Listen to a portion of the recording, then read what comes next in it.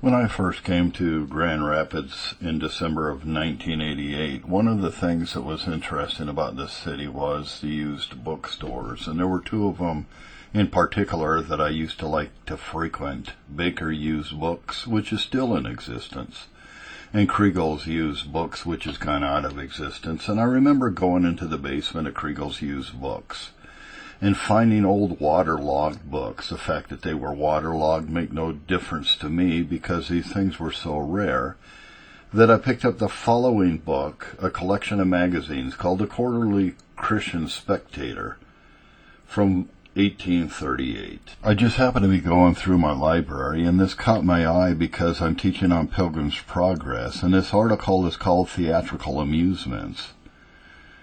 The Theater and Its Influence Upon Literature, Morals, and Religion by Robert Turnbull, Hartford, 1837.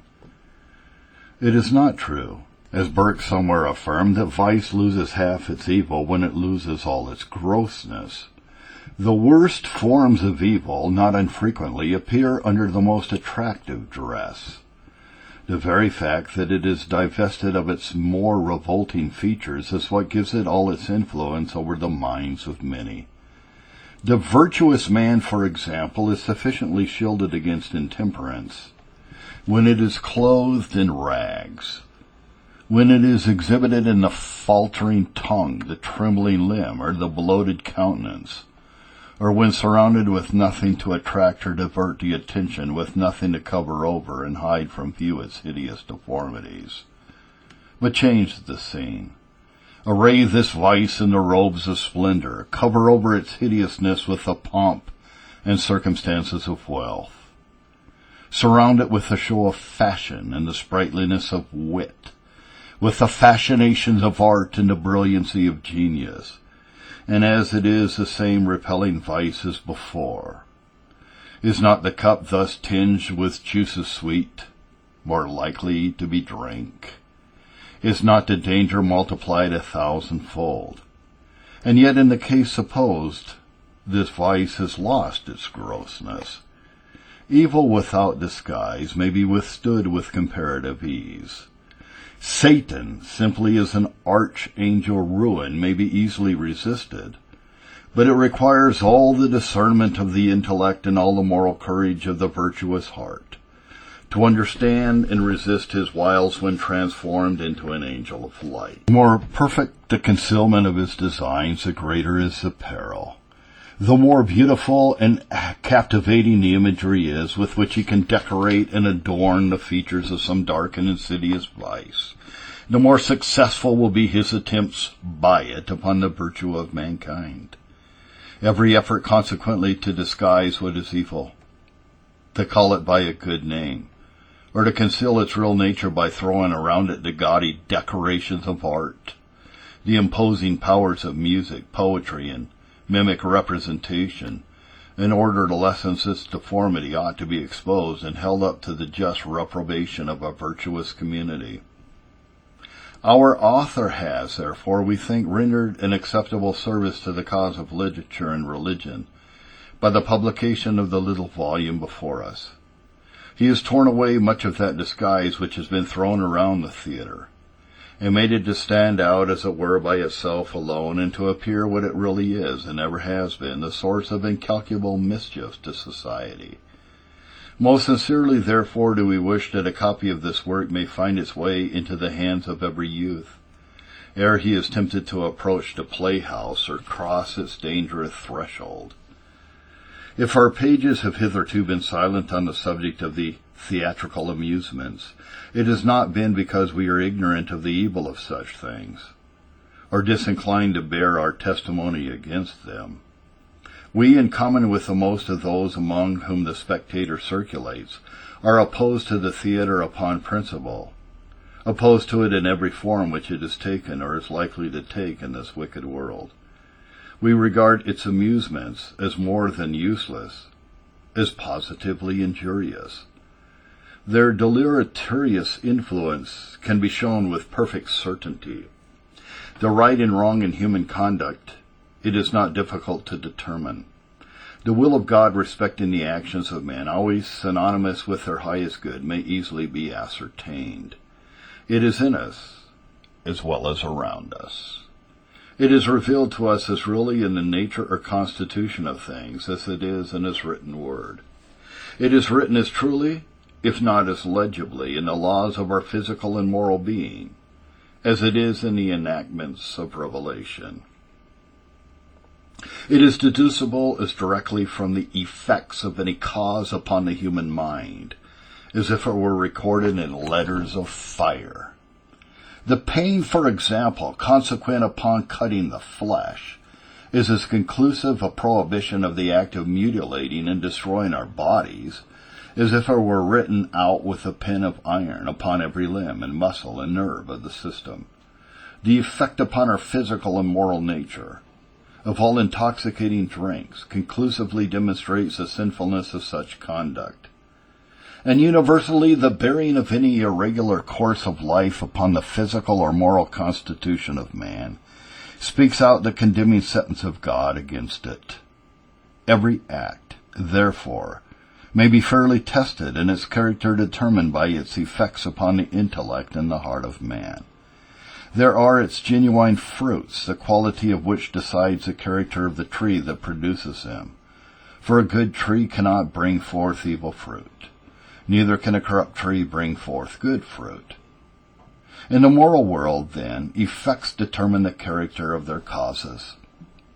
To a test, thus plain and simple, we propose to subject the propriety of theatrical amusements. We shall say nothing at present about the immense expense of these amusements, either as regards time or money.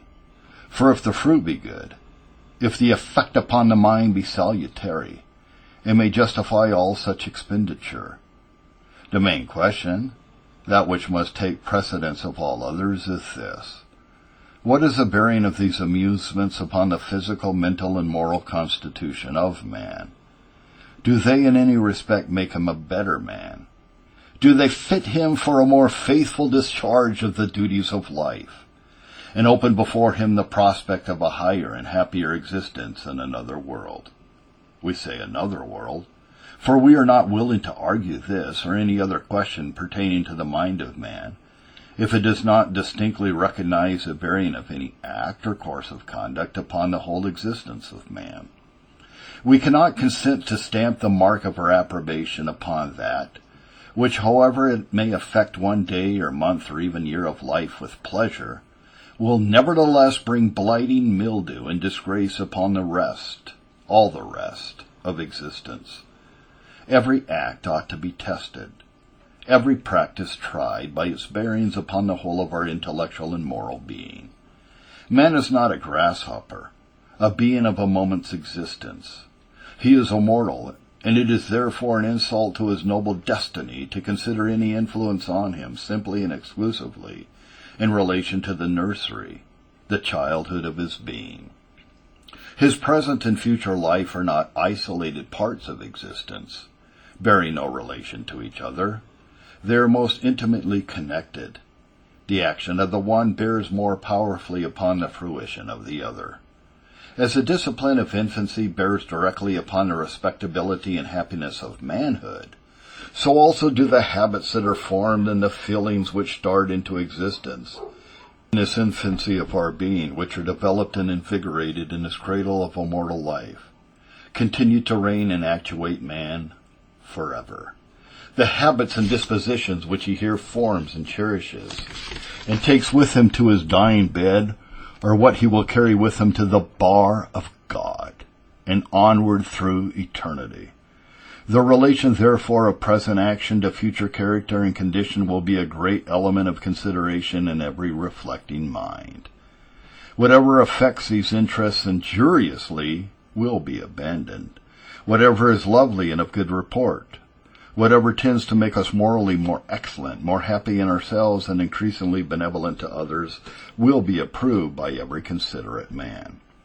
Everything that unfits us for our appropriate duties here, and for the enjoyment of happiness hereafter, is and must be condemned. Number 1. The impropriety of theatrical amusements then is seen in the effects of the exhibition of fictitious distress upon the mind. We are aware that much has been said in favor of such exhibitions. They have been vindicated on the ground that they tend to awaken and invigorate the tender and natural feelings of the heart. But such is not their influence. It is contrary both to philosophy and fact. The nature of the human mind and the experience of all ages are alike against it. Whoever therefore advocates the propriety of such exhibitions on this score shows himself in this very thing to be ignorant both of the laws of his own nature and of the history of theatrical amusements. Such cannot, in the nature of the human mind, be the result. It is a fundamental principle in our moral constitution that all our passive impressions grow weaker by repetition. The sensibility of the mind, we mean its capacity to feel, is diminished by experience. Thoughts which often pass through the mind affect it less and less. Constant exposure to danger, we know, lessens the feeling of fear. The youth who today is deeply excited by the plaintive bleatings of an expiring lamb will, by constant familiarity with suffering, soon stand unmoved amid the dying and the dead. The pleasure, also, which we derive from any favorite pursuit, gradually diminishes as we advance in life. Frequent views of distress lessens our compassion for it. An exhibition of human suffering, which today affects us even to tears, will affect us less and less upon every repetition of it. There is wear and tear in the world of feeling as well as in that of commerce, in the action of mind on mind as well as in that of matter on matter. Were it not, therefore, for another law of the mind that compensates for this decrease of feeling by a proportionate increase in the strength of habit, the human mind would soon become as insensible and inactive as a stone. The tenderness of youth would give place to apathy in manhood and to perfect hardness of heart in old age. But we are so constituted that while our passive impressions, or the mind's capacity to feel, grows weaker by experience, all our active powers become stronger. The strength of habit increases as the capacity of feeling decreases by repeated acts. While therefore the awakened feeling which now prompts us to action will recur a second time less vividly, yet by acting now we shall find it easier to act tomorrow. And so we do not require the same amount of impulsive feeling as at first. The force of habit supplies the deficiency of feeling. So the man who gives himself up to irregular habits finds his sense of pleasure gradually diminishing, while his desire of gratification becomes stronger. And so vice often prevails when the passions have subsided.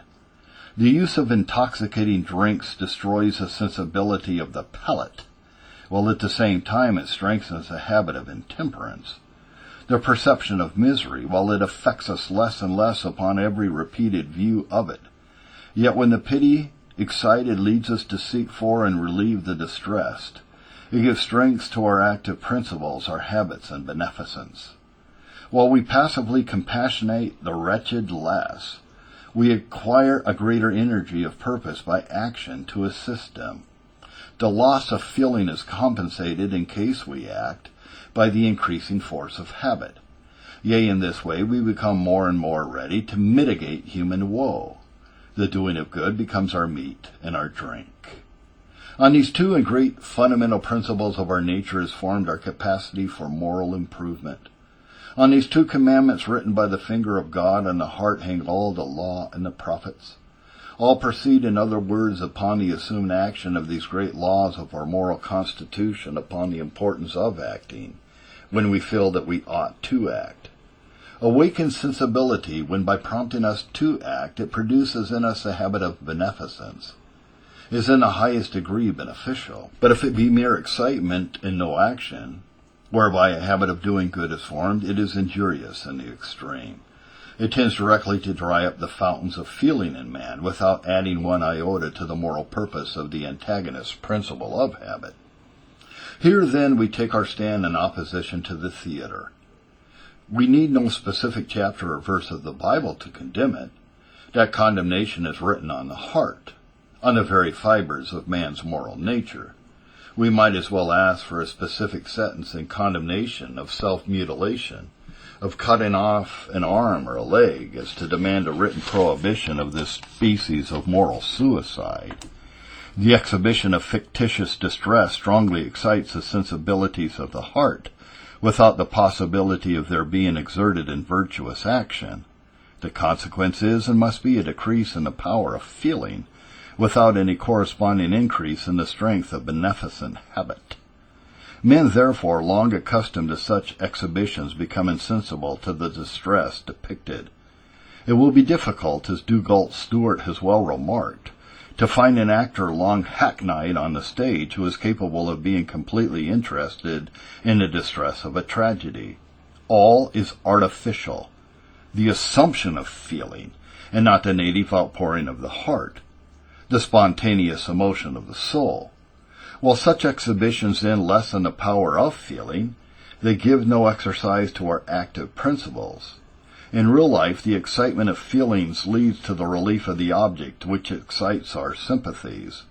When the eye rests upon an instance of suffering, we endeavor to remove it. If we behold a fellow being sinking in the water, or exposed to violence, we exert ourselves to save him. But in the contemplation of imaginary suffering, rendered more than real by the drapery and other circumstances of the stage, we always stop short of this benevolent exercise. We stand by the shore and see men sink every day without putting forth a finger to save them. Perfect insensibility must be the result of such a process. Evil and only evil must ensue. But this is not all. Familiarity with the tragic scenes of the stage prevents the impressions made upon the mind by the ordinary sufferings of life, and of course unfits man for that exercise of sympathy which, as a member of one great family, he is bound to feel with the other members. It cuts the mind loose from this law of sympathy with human woe, and accustoms it to feel and view a suffering wholly unlike that which marks the life of man. The great object in the theater is to please. Of course, every circumstance which is disgusting is removed. The squalidness that generally attends real misery is put aside, and in its place descriptions of elegant and dignified distress are introduced, such as are seldom if ever witnessed in our world. The theater therefore increases the disgust which we naturally feel with the usual accompaniments of suffering, and cultivates a false refinement of feeling, one that is entirely inconsistent with the present relations of mankind. Thus we see, then, that while it lessens the power of feeling, it perverts what little feeling is left and renders the mind wholly disinclined to engage in the great duties of life. We come to this conclusion, it will be seen, independent of all arguments drawn from the immorality of the stage. Our argument so far is purely and simply physiological. We have planted ourselves upon the laws of the human mind and have drawn out our conclusion in accordance with their known and acknowledged action. The nature of that mind, therefore, must be changed before this conclusion can be disproved and set aside, before the exhibition of fictitious distress will cease to produce these sad effects. Experience fully sustains what the philosophy of the human mind thus teaches.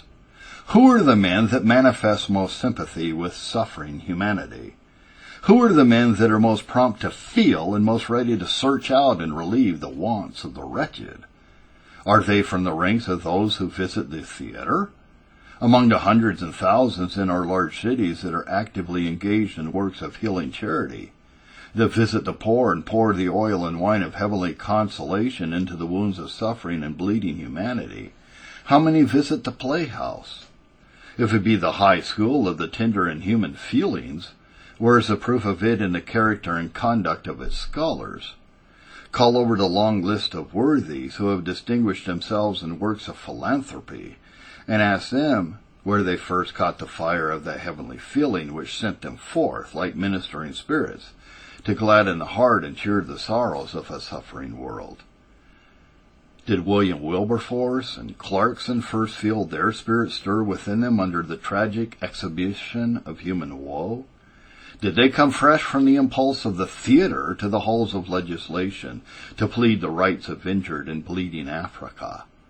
Was Howard, whose philanthropy is without a parallel, trained and disciplined in the school of theatrical exhibitions? Did his mind there acquire its quick sensibility to feel and form its high purpose of untiring activity in relieving human misery? Was his ear first opened to the groans of the prisoner by the fictitious representation of his agonies? Did the theater lead him to plunge into dungeons and prisons and penitentiaries, to take the full gauge and dimensions of human suffering and to enlist all hearts in its removal? We challenged a whole company of theater-going and theater-approving men to produce one solitary instance of an untiring philanthropist, of one whose whole life has been devoted to the interests of the poor, the wretched, and the miserable, and who was warmed up to this by the influence of the theater. If it be the school of the tender and humane feelings, we again ask, where are its scholars? The school has been in operation for more than 2,000 years, and where are the high-souled, the warm-hearted, the self-denying men whom it has sent forth to search out and alleviate the woes of mankind? If the tree be good, where are its good fruits? Number 2. The impropriety of theatrical amusements is seen in their influence on the intellect of man. We admit with our author that the drama as such has not been productive of unmingled evil. Some dramatic writers have purified and elevated the language of their times, have furnished some of the finest models of poetry and eloquence, and thrown a luster over the literature of their age and country. In our opposition to the stage, is it not necessary to condemn the drama? We do not.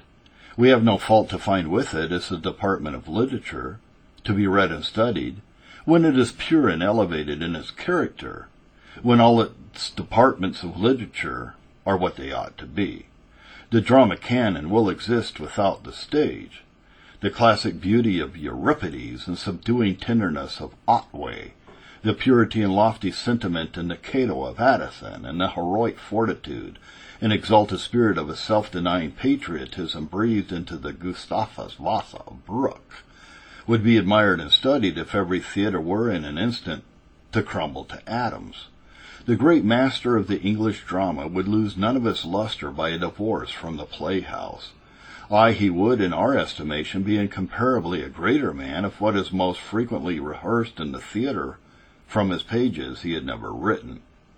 For while we accord to Shakespeare all the elements of the most wonderful genius, and believe that he will live as long as the nature which he has so admirably illustrated shall continue to exist, yet we cannot but drop a tear of regret over the licentiousness of some and the general spirit of all his writings. He seems to have written without any moral purpose. He delights and astonishes without making men better. He looked at man, he looked through him, but still he viewed him in separation from his maker and from his end. Our admission in regard to the drama, however, makes nothing in favor of the theater. The dramatic productions of these master spirits are mostly laid aside. They do not usually in our day entertain the audience at the theater. They are too pure, too intellectual for the moral taste and mental caliber of most who frequent the playhouse. They disdained, at least most of them did, to court applause at the expense of their pure and refined taste, and consequently what they wrote has long since given place to the low, obscure, and puerile productions, comedies, tragedies, and farces, full of rant and fustian, and without one redeeming trait of natural beauty, wit, or humor, which are seen advertised at every corner of the streets, productions which vulgarity itself seem half ashamed to own. The advocates of the theater complain of this themselves, but tell us they cannot help it. We believe them. The character of a play must conform to the taste of the audience. Good men will not attend the theater. Men of refined and elevated taste will not. In order, therefore, to secure success, and everything must bend to this, the writer of plays must adapt the character of his production to the taste of those who will and do attend such places, and whom he undertakes to please. No manager now thinks of schooling his audience into a proper appreciation of talent, or of elevating them to a sympathy with true intellectual refinement. The failure of Garrick, the modern Rosicius of the stage, in such an attempt has written hopefulness despair upon every imagination of this kind. Every such effort must end in failure while the audience remains what it is. A large portion of those who attend the theater are not distinguished for a very refined and elevated taste. This I'll admit. And as pleasure and not taste is the article in demand in such places, it follows that, where refined taste and amusement are not synonymous, the former must fall a sacrifice to the latter. The consequence is, we think, that the theater, where the assembly has little or no sympathy with plays of pure and elevated sentiment, is not likely to call forth works of such character. Experience proves this. Look at the plays that have been written during the last 20 years. Can an equal amount of coarseness, indelicacy, and low wit, of covert obscenity, unblushing profaneness, and open contempt of virtue be scraped together from the four winds of heaven? Well, the mind of man has been rapidly developing its energies in every other department of literature and art, in useful and glorious action. In a drama it has gone back more than half a century, back to an inglorious subserviency to degraded taste and licentious passion, back to the disgusting level of Congreve and Kotzebue. Failing to attract the good, it is determined to work upon the evil. The reason of this backward and downward movement is obvious. The theater injures the intellect in its wholesome corruption of the heart. This leads us to remark at number 3 that the impropriety of theatrical amusements is seen in their influence upon the morals of men. We have spoken of the character of plays usually exhibited in theaters. They are low in point of taste and immoral in sentiment. The character of the actors is of the same stamp. With here and there a rare exception, the lives of such men present the most melancholy departure from the path of moral rectitude. If the authority of Dr. Johnson, or of our own John Witherspoon, or the voice of common fame can be depended upon, play actors are among the most degraded and contemptible beings on the earth. Entire bankrupts in character, men who live in habitual and open violation of almost every command in the Decalogue, the merest wrecks of all that is noble and good in man. Below them and above them in the theater, there are many birds of the same feather, the lazy, the idle, the vicious, and the profligate. Some there are, we admit, in the audience of a different hue, but they are exceptions to the general herd, little isles in the midst of a surrounding ocean of impurity, verdant spots in the midst of an arid and burning desert of appetite and passion, innocence in unseemly and shocking vicinity to the most shameless corruption, purity by the very verge of moral putrescency, the rose expanding its leaves by the side of the frozen avalanche of a once virtuous character. In and around the theater there are places where thousands of dollars are expended for intoxicating drinks. The bars in these places are rented. The amount of strong drink sold must consequently be immense in order to enable the lessee to pay this rent and make his profit. Add to this the poison sold in the stalls and cellars which crowd the vicinity of the theater, and our readers may form some estimate of the dissipation and drunkenness produced in the abodes and dens of wickedness. Here the finishing stroke is given to the work of moral ruin. What the exciting tragedy and the corrupting comedy began, the poison of the bar easily completes. The vulgarity of the pit becomes yet more vulgar. The virtue that merely blushes in the boxes here sickens and dies. The fiercer and hitherto slumbering depravity of the heart, roused by the exciting scenes of the stage, and goaded to madness by the poisonous draughts of the bar, starts up in wild and terrific developments, laughs at the restraints of virtue, and sets at defiance all ideas of modesty and even of common decency. These refreshment rooms and lofty tiers of seats are not mere excrescences of the theater. They are an essential part of it. Few of the theaters, we might almost say none of them, can exist without them. Remove all the stimulants of the passions. Put away all incentives to vice, and the attractions of the theater are gone. Withdraw these, and its doors will be closed. Licentiousness will seek for some other place more congenial to its taste. This is not empty assertion, as some may possibly be at first disposed to think. We appeal to facts. Not long since, the Friends of Morality in Boston presented a memorial to the mayor and aldermen of that city respecting the theater, in which they say $10,000 are annually expended, chiefly for intoxicating draughts, and where a greater part of this sum is expended by minors in the society of wanton and abandoned women. Surely it cannot be generally known what misery has been thence diffused through families, and how cruelly the honorable hopes of families have been blasted forever. In a report made by a committee of one of the Royal Theatres in London, it is stated that when a proposition was made to exclude females of loose character from the house, in compliance with the wishes of many, who in consequence of such persons, be it admitted, were compelled to withdraw their support, the measure was overruled under the conviction that if adopted, the institution could not be supported. We will bring forward one witness more. A writer in the Dramatic Repository, published in the city of New York, who signs himself neither a libertine nor a fanatic, says, quote, "Until lately the theater in the city has, as I believe, been conducted with as much regard to decency and public purity as possible. That is, we suppose for any theater to be conducted. The managers have been contented with those who came voluntarily and paid their money freely. Traps to allure the low, the debased, and the most profligate are new modes now resorted to for filling their treasury. A practice has been commenced which bids fair to produce more real and frightfully injurious results to the morals of youth than the brains of the righteous overmuch ever imagined.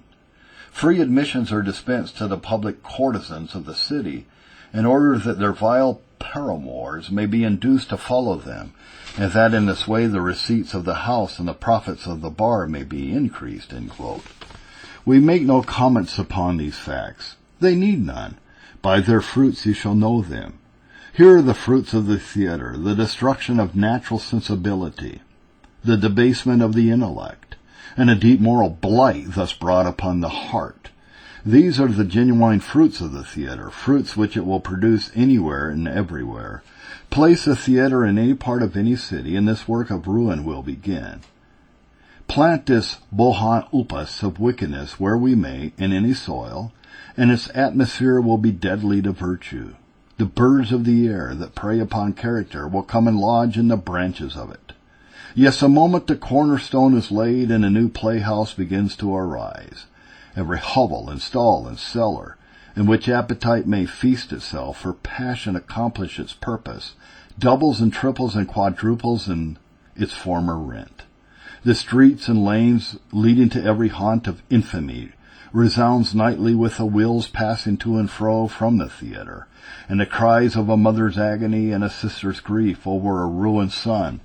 A profligate brother rises in unveiling sorrow towards pity in heaven. The influence of the theater is bad and only bad. Hence everything which savors of virtue condemns it. Patriotism condemns it. Not that mushroom patriotism of the present day. Not that sickly, pliant, and unprincipled thing which has risen up among us and called itself patriotism. We speak of that enlightened and virtuous love of country, which shone in the fathers of the Revolution, which glowed in the bosom of Washington and the glorious circle of hearts around him. The patriotism we mean, that looked with proud complacency upon incorruptible integrity, lofty sentiment, and hardy enterprise, as the true greatness of a people that regarded true religion and sound morals as the only true foundation of public liberty and private happiness, that linked a nation's virtue and freedom inseparably together. Venerable men to whom we have alluded regarding idleness, dissipation, and general depravity of principles and manners, as to the destruction of a free government, earnestly recommended to the several states to take the most effectual measures for the suppression of the theatrical amusements, Well might patriotism thus lift up her voice against the theatre. For well did she remember how it had unnerved the arm and quenched the fire of patriotic feeling in the bosom of the Greek. How it had quelled every fear, enfeebled every energy, frustrated every noble purpose, and finally opened the gates of Athens to the sweeping conqueror of Macedon. Heathenism, as low as it is in moral feeling, condemns the theatre. Plato denounces it as dangerous for morality. Aristotle thinks that young people ought never to see comedies acted. Ovid advises Augustus to suppress this kind of amusement as being a grand source of corruption. Julian the Apostate from Christianity speaks of theatres and play actors as so many corrupters of men.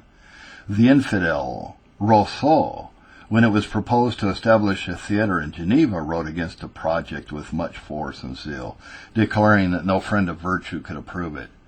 Here then is a theatre, condemned alike by the nature of man, by patriotism, by heathenism, and even by infidelity itself.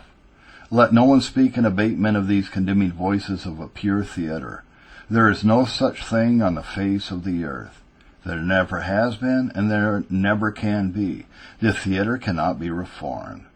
We should just as soon think of reforming the devil himself.